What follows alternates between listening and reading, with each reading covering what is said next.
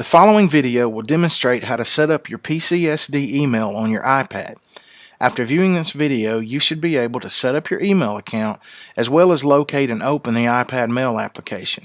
You may want to hold your iPad while viewing the video on a computer so that you can follow along and set up your email as the video instructs you. This video will demonstrate for you how to set up your Pontotoc County School District email on your iPad. It's a pretty simple process. It's just that everything has to be entered in exactly as it's shown for you to make sure that you get that connection to the server that you need. So you would simply start with your iPad and you would look for the Settings tab. You would select Settings, and then you would scroll down on your toolbar on the left to Mail, Contacts, and Calendars. And you would select Mail, Contacts, and Calendars. And you can see that I've already got some email accounts set up on my iPad, but I don't have the Pontotoc County School District one. And so to do that, you're simply going to go to the Add Account setting. You will select that, and then you want to make sure that for the district email, you select Microsoft Exchange. Okay. Now most of the other emails, if you set up your Gmail or Yahoo or Hotmail email, it's going to do everything automatically, and you might not be able to access all of those email accounts while at school on our network, but you can get them added on if you're using your network at home or at a local business, coffee shop, that kind of thing. But today I'll demonstrate for you the Microsoft Exchange account. So you want to select Microsoft Exchange, and then a box comes up where you're just going to put in a little bit of information. Alright, you will put your email in.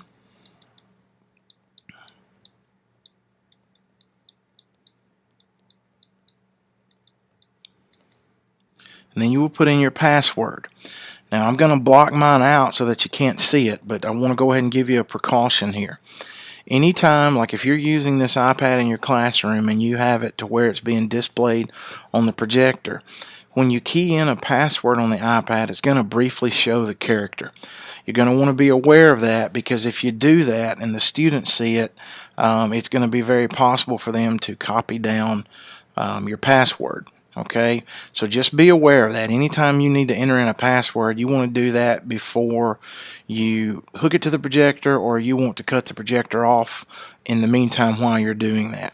So you would just put in the password, the same one you used to log in to your email at school, and you'll see a little blacked out bar on the video.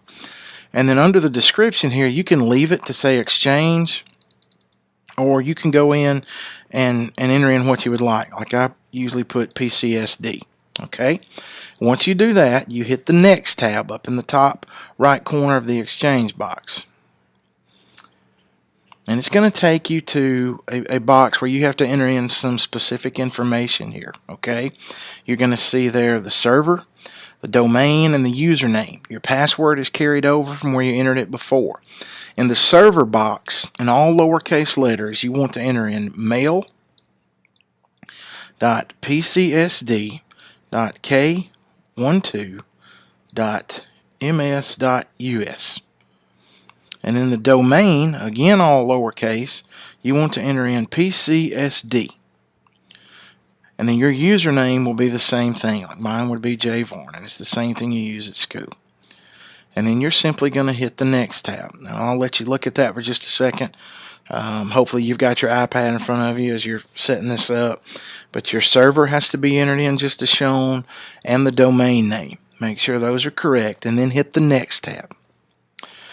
Usually pretty quickly it will connect. You saw the check marks that happened, and it moved on to the next screen rather quickly. Here I would suggest leaving everything. Okay, you want your mail to sync, you want your contacts to sync, so that when you go in to email someone, if you start typing in, like if you're going to send me an email, if you start typing in Jason Varnon or J Varnon, it will find that before you actually type in the whole address, and you can select it and move on.